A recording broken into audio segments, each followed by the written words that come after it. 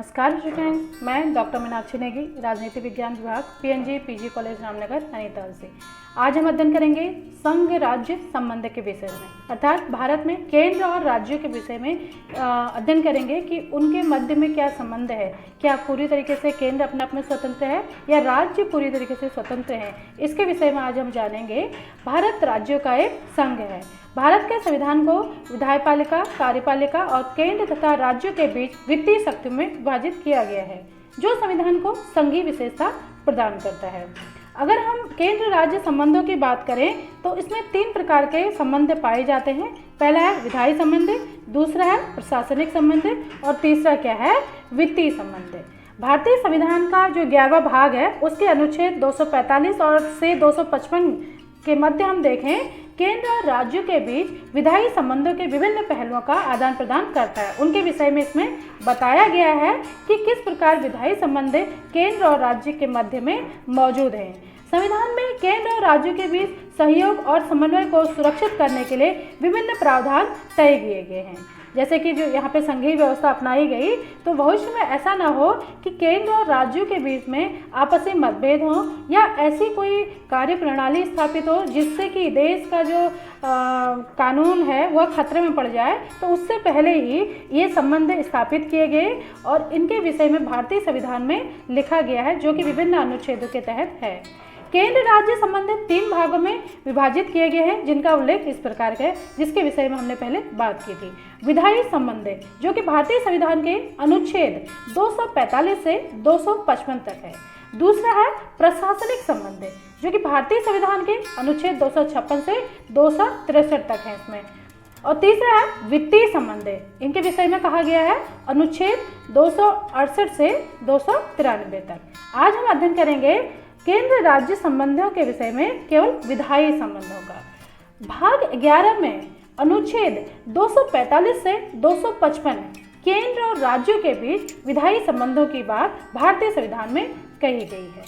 इसमें कौन कौन से संबंध हैं, अर्थात विधायी संबंध का मतलब क्या है, विधायिका या भारतीय संसद के द्वारा या राज्य में विधानमंडल के द्वारा जिन कानूनों का निर्माण किया जाता है उनको किस तरीके से किया जाए या कौन कौन से विषय किसके पक्ष में हो, जिससे कि आपसी विवाद या आपसी टकराहट की स्थिति उत्पन्न न हो।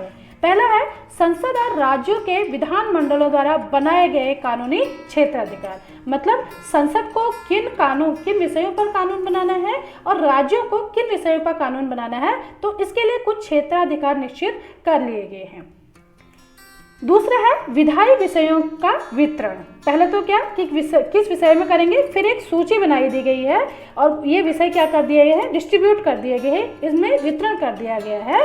तीसरा है राज्य सूची में एक विषय के संबंध में संसद को कानून बनाने की शक्तियाँ। कुछ परिस्थितियां ऐसी हैं जिससे कि जो राज्य सूची बनाई गई है उसमें क्या है, उस सूची के विषय में भी जो संसद है, केंद्र सरकार है, वो कानून बना सकती है, लेकिन उसके लिए कुछ विशेष परिस्थितियां हैं जिसके विषय में हम आगे अध्ययन करेंगे। चौथा क्या है, केंद्र सरकार के नियंत्रण वाली राज्य विधानमंडल। कभी कभी ऐसी परिस्थिति हो सकती है कि केंद्र सरकार के द्वारा राज्य विधानमंडल को नियंत्रित किया जाएगा, और वह कौन सी परिस्थिति है इसके विषय में अभी हम अध्ययन करेंगे।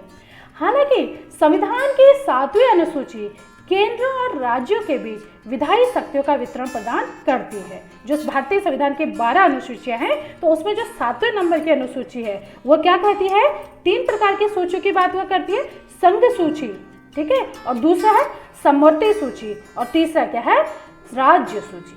संघ सूची का मतलब है ऐसे विषय, ऐसे कानून जिनका निर्माण केवल केंद्र सरकार करती है। दूसरा समवर्ती सूची, ऐसे विषय हैं इसमें जिनमें केंद्र सरकार भी राज्य सरकार भी कानून बना सकते हैं। समवर्ती मतलब दोनों के लिए समान है। और तीसरी जो अनुसूची है वो क्या है, राज्य सूची। इसमें ऐसे विषय आते हैं जो केवल राज्य निर्माण करेगा। बहुत सारे विषय ऐसे देखे होंगे आपने कि आप कहते होंगे कि उत्तराखंड गवर्नमेंट तो ऐसा कर रही है, लेकिन यूपी गवर्नमेंट ऐसा कर रही है, वहाँ पे हरियाणा गवर्नमेंट इस तरीके का कार्य कर रही है, या एमपी गवर्नमेंट अलग तरीके का कार्य कर रही है। तो ये सब क्या है, जब गवर्नमेंट अपने अपने राज्य के अनुसार कार्य करती है तो ये क्या होते हैं, राज्य सूची के विषय होते हैं। तो 3 तरह की सूचियाँ हैं, पहली संघ सूची, दूसरी समवर्ती सूची और तीसरा क्या है, राज्य सूची। इसके अलावा कुछ विषय ऐसे हैं जो किसी सूची में नहीं है, इन्हें क्या कहते हैं? अवशिष्ट शक्तियाँ। ये क्या है? अवशिष्ट शक्तियाँ। तो इसमें क्या है? ऐसे विषय जो आज तक जिसमें संविधान निर्माण हुआ या संविधान में जो संशोधन हुआ उसके बावजूद भी ऐसे कुछ विषय हैं जिनका संविधान में या कानून में कहीं भी उल्लेख नहीं है। ऐसे विषय अगर कोई रह जाते हैं तो उन विषयों पर कानून बनाने का अधिकार किसको है? केवल केंद्र सरकार को। तो इसको क्या बोलते हैं? अवशिष्ट शक्तियाँ। जैसे साइबर एक्ट बना है या इससे भी संबंधित कुछ नए ऐसे एक्ट हो सकते हैं, कानून हो सकते हैं, विधेयक लाए जा सकते हैं जिनका किसी भी सूची में कोई भी वर्णन नहीं है, तो उस पर कानून कौन बनाएगा? केवल केंद्र बनाएगा, ना कि अलग अलग राज्य बनाएंगे। अगला हम देखते हैं, वर्तमान में संघ सूची के अंतर्गत लगभग 100 विषय शामिल है। संघ सूची मतलब पूरे देश से संबंधित पूरे देश से संबंधित विषय। ऐसे विषय जो किसी राज्य पर डिपेंड न करते हो या हर राज्य अगर उन पर कानून बनाने लग जाए तो देश की जो सुरक्षा है, उसकी जो सुरक्षा प्रणाली है, उस पर क्या हो सकता है? खतरा उत्पन्न हो सकता है।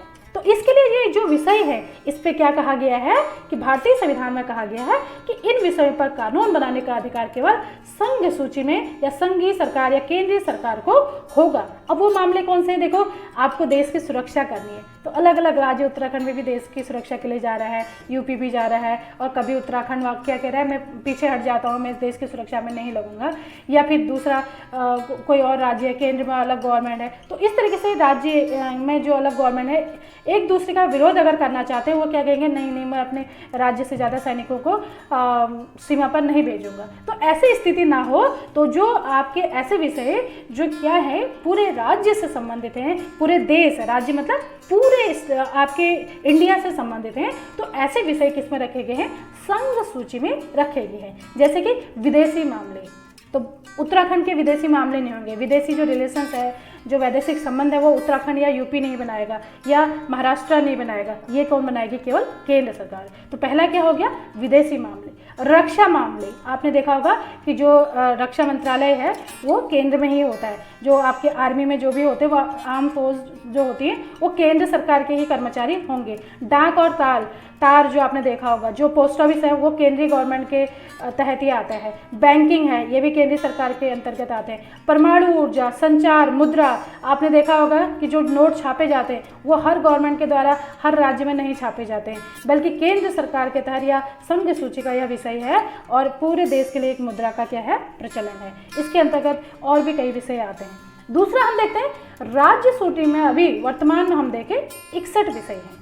अब राज्य सूची में हम देखते हैं ऐसे विषय जो बहुत ज़्यादा ऐसा नहीं कि केंद्र सरकार बनाए फिर यहाँ पे राज्य में लागू हों, ये स्थानीय स्तर पर या राज्य स्तर पर ये विषय क्या है, जो गवर्नमेंट है राज्य स्तरीय, वो इस पर विधानमंडल में कानून बना सकती है। और इसमें कौन कौन से विषय आते हैं? पुलिस की, जो पुलिस वाला होगा तो आप समझोगे कि हाँ स्टेट गवर्नमेंट की जॉब है इसकी। सार्वजनिक व्यवस्था है, परिवहन है, उत्तराखंड परिवहन निगम, भारत की बस यहाँ पर नहीं चली, भारत परिवहन निगम करके नहीं, बल्कि उत्तराखंड परिवहन निगम, उत्तर प्रदेश परिवहन निगम, मध्य प्रदेश परिवहन निगम, इस तरह की बसेज आपको देखने को मिलेंगी। और स्वास्थ्य है, स्वास्थ्य जो विभाग है वो स्टेट का ही होगा। कृषि है, हॉस्पिटल अलग हो सकते हैं कि वहाँ पे। दूसरा है कृषि है, स्थानीय सरकार है, पेयजल की सुविधा है, साफ सफाई आदि जो विषय हैं वो क्या है? आपके राज्य सूची के विषय हैं। इसमें राज्य मतलब उत्तराखंड, यूपी, बिहार, और ये क्या कर सकते हैं? अपने अपने स्टेट के अनुसार, अपने अपने आवश्यकताओं के अनुसार कानून बना सकते हैं। अब वर्तमान में जो अगली सूची हम देखते हैं वह क्या है? समवर्ती सूची। समवर्ती मतलब जो संघीय सरकार और राज्य सरकार दोनों ही समान रूप से इसमें कानून बना सकते हैं। तो इसमें 52 विषय हैं। इस सूची में शिक्षा, वन, जंगली जानवरों और पक्षियों की रक्षा, बिजली, श्रम कल्याण, आपराधिक कानून और प्रक्रिया, सिविल प्रक्रिया, जनसंख्या नियंत्रण और परिवार नियोजन, दवा आदि जैसे विषय शामिल हैं। ठीक है, ये क्या है? समवर्ती में।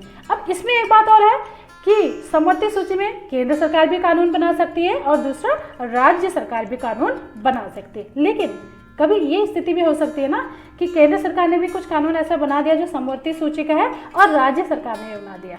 आपने यूपी गवर्नमेंट ने भी बना दिया, उत्तराखंड गवर्नमेंट ने भी बना दिया, महाराष्ट्र ने भी बना दिया। अब क्या है? कानूनों का क्या हो गया? आपस में बिल्कुल कौन से कानून लागू हों, एक विवाद उत्पन्न हो गया या एक असमंजस्य की स्थिति उत्पन्न होगी, ऐसा नहीं होगा। इसके लिए क्या व्यवस्था की गई है कि जो केंद्र सरकार का कानून है वही क्या होगा, लीगल होगा, वही मान्य होगा। कौन सी सूची का, समवर्ती सूची का। ठीक है, अगला है अनुच्छेद 245 अपनी कार्यकारी शक्ति के प्रयोग से संबंधित कुछ मामलों में राज्यों को निर्देश देने के लिए केंद्र को शक्तियां देता है। ठीक है, किसी विषय में जो केंद्र सरकार क्या करेगी, राज्य को निर्देश देगी। जैसे स्वास्थ्य से संबंधित ही है। ठीक है, स्वास्थ्य को हमने किसमें पढ़ा था अभी कि हमने क्या कहा कि जो स्वास्थ्य है वो क्या होगा, आपका राज्य सूची का विषय होगा। लेकिन अभी आप देख लीजिए कोविड-19 के कारण है ना, स्वास्थ्य से संबंधित है ना, कोविड-19 कोरोना महामारी।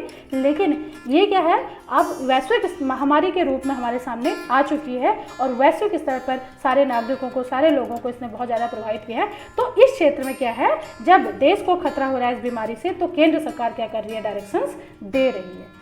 अनुच्छेद 249 राष्ट्रीय हित में राज्य सूची में एक विषय के संबंध में कानून बनाने के लिए संसद को शक्तियां प्रदान करता है। ठीक है, जहां पर राष्ट्रीय हित की बात आएगी, राष्ट्रीय सुरक्षा की बात आएगी, वहां पे जो केंद्र सरकार है वो क्या करेगी, राज्य सूची के विषय में भी कानून बना सकती है।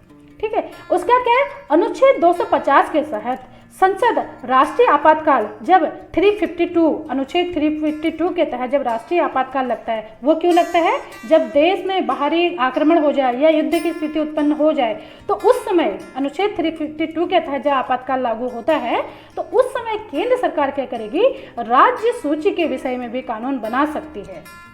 ठीक है, उस समय जो सारा जो देश की व्यवस्था होती है वो केंद्र सरकार के हाथ में होती है, 352 जब लागू होती है। तो उसके बाद हम देखें, जब 2 या 2 से अधिक राज्य किसी ऐसे विषय पर अनुरोध करें केंद्र सरकार से कि आप इस विषय पर कानून बनाइए, तो ऐसी स्थिति में भी केंद्र सरकार कानून बना सकती है संबंधित विषय पर। इसके साथ हम देखते हैं कि जो केंद्र राज्यों के संबंध में हम विधायी जो संबंधों को देखते हैं, तो संविधान निर्माताओं ने पहले ही व्यवस्था कर ली गई कि केंद्र और राज्यों के बीच किसी भी विषय को लेकर या किसी भी कानून को लेकर कोई भी ऐसा विवाद उत्पन्न न हो जो जिसमें उनके बीच में एक विवाद हो जाए, झगड़ा हो जाए कि यह विषय मेरा है या यह विषय राज्य का है। तो इसलिए एक स्पष्ट सूची का निर्माण कर लिया गया। इससे अगले वीडियो में हम देखेंगे कि केंद्र और राज्य के मध्य में प्रशासनिक संबंध किस प्रकार के हैं। इसी के साथ आज का वीडियो समाप्त होता है। धन्यवाद।